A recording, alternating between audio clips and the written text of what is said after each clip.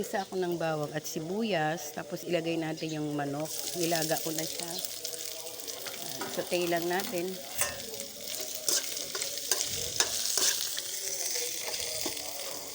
Yan, luto na yung lagay natin gulay.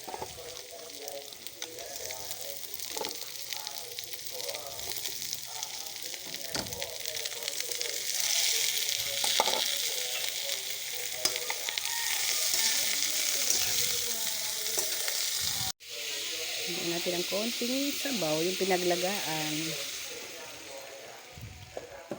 Lagyan natin ng magic sarap and paminta and itlog. Lagay natin.